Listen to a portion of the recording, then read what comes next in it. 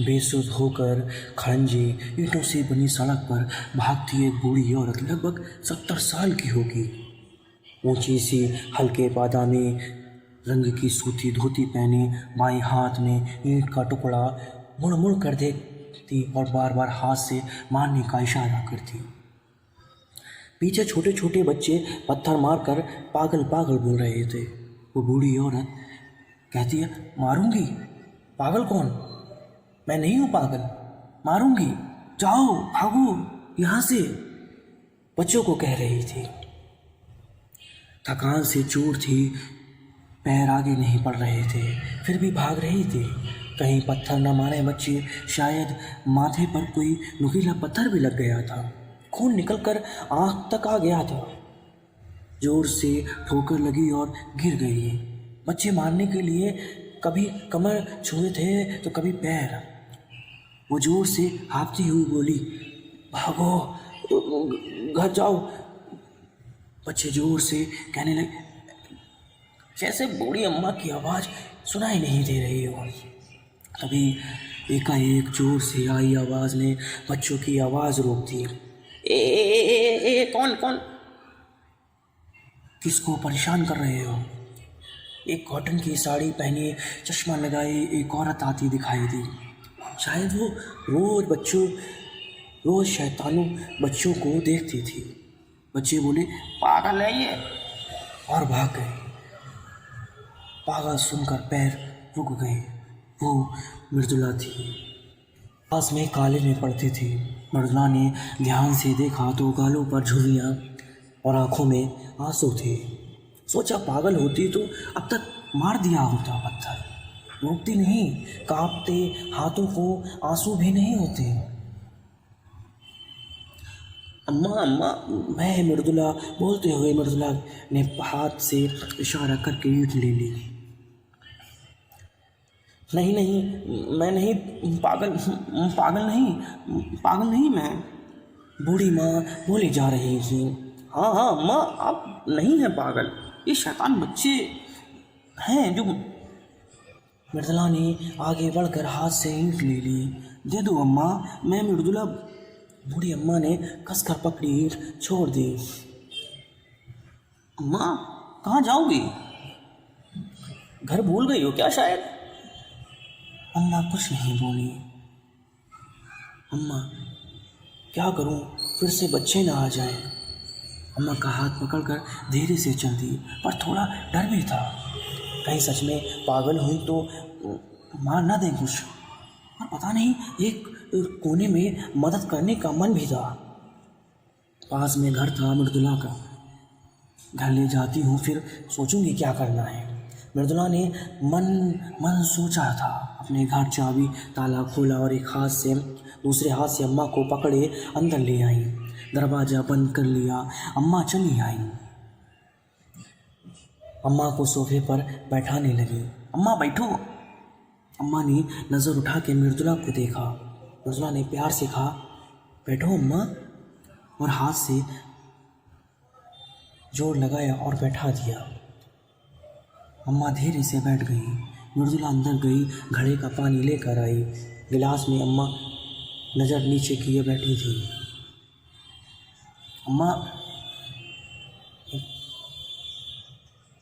अम्मा ने तुरंत कांपते हाथों से आगे बढ़ाई और गिलास पकड़ लिया।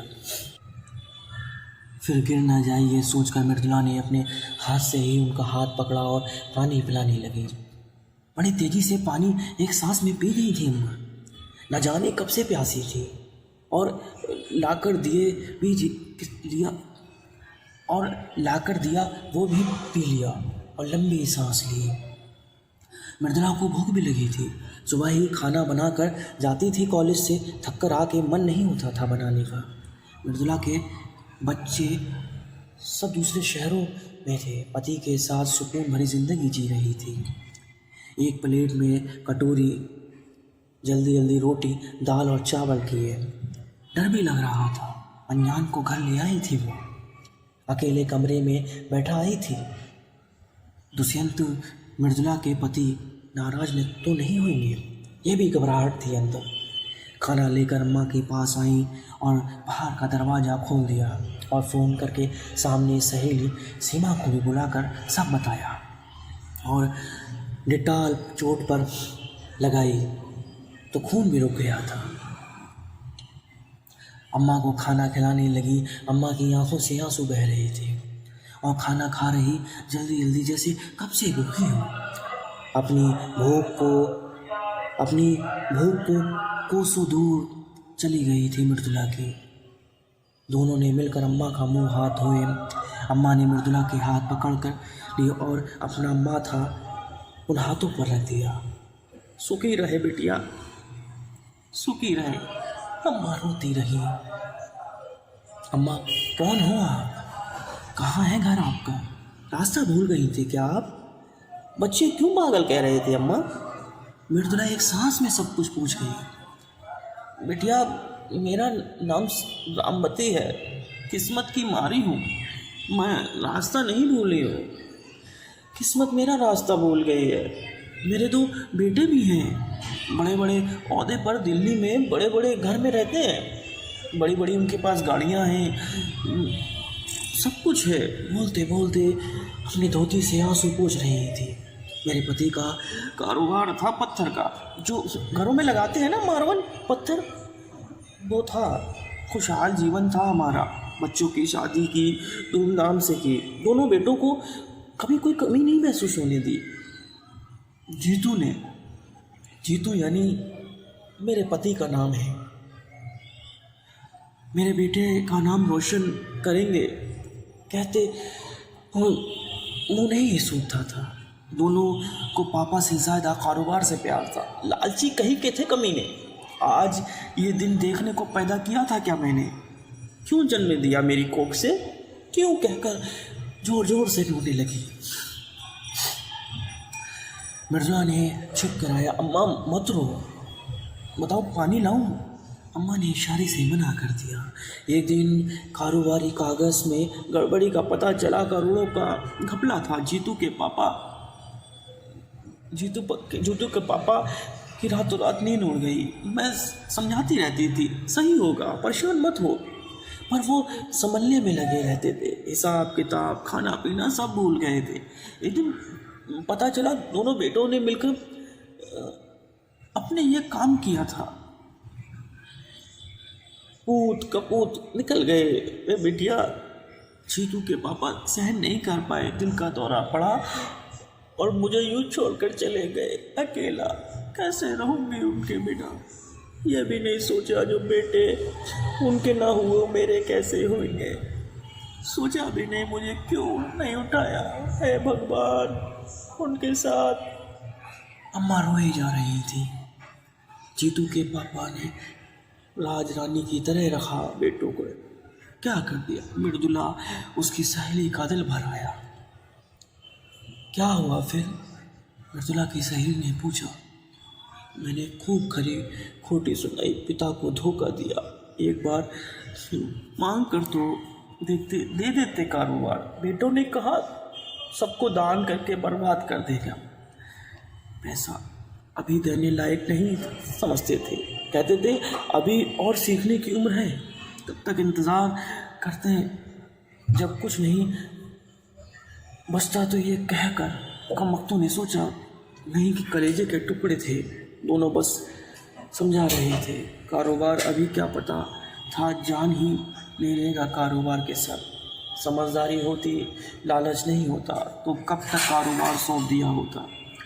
जीतू के पापा ने कभी जिम्मेदारी नहीं समझी, सौंपी दिल तो था नहीं कारोबार में जो जीता था।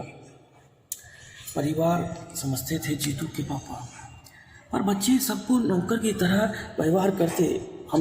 हम समझा कर थक गए, पर वो माली बनना चाहते थे। लालची कहीं के, कैसे बताऊँ उनके पास कौन ध्यान रखेगा। अब मेरा कहाँ चले गए? क्या यह नियम है भगवान? दोनों को साथ बुला देते। गाड़ी के दो पहिए थे, पति और एक पत्नी। अब कैसे चलाएंगे गाड़ी? किसके भरोसे छोड़ गए? अम्मा की लड़कियां रोते रोते लग गई पानी पिलाया। 2 महीने हो गए जीतू के पापा को गए।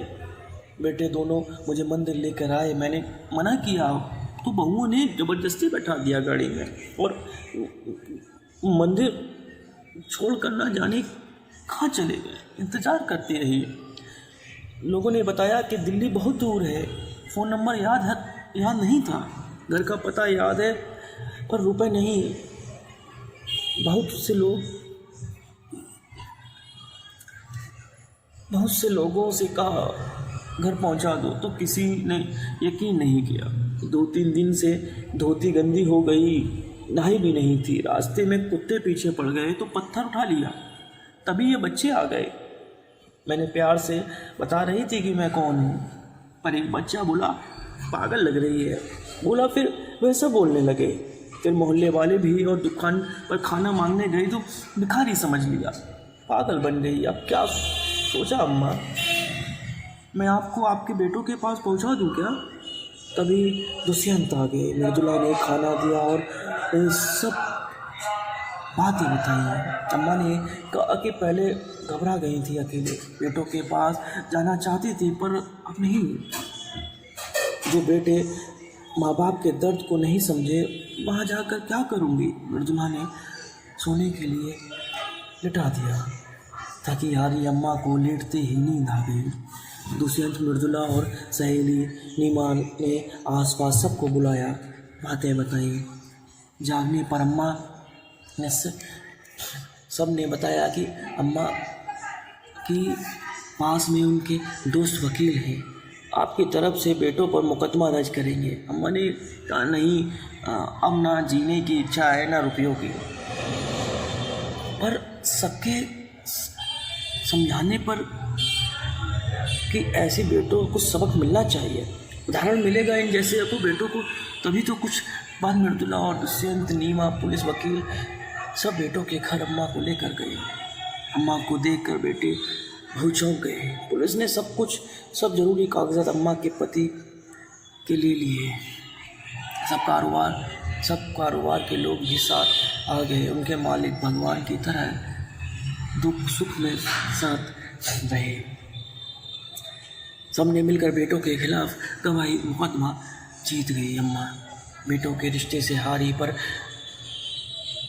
और बहुत रिश्ते बेटी से बढ़कर मिले। मृदुला, दुष्यंत, नीमा ने माँ के रूप में माना अम्मा को। उनके बच्चे भी दादी नानी कहने लगे।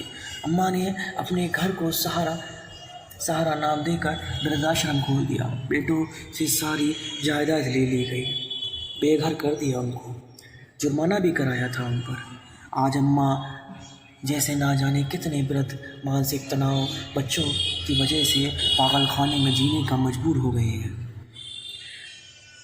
जब घर की परेशानी मानसिक तनाव की जगह ले लेती है और घर या समाज उन्हें नहीं समझता है तो बेघर होकर भीख मांगते हैं, कोई वृद्धाश्रम पहुंच जाते हैं, कोई मानसिक परेशानी बढ़ाकर पागल रूप ले लेती है। विचार मिले ना मिले पर सड़कों पर या वृद्धाश्रम में छोड़ देने वाले बेटों को सबक मिलना ही चाहिए।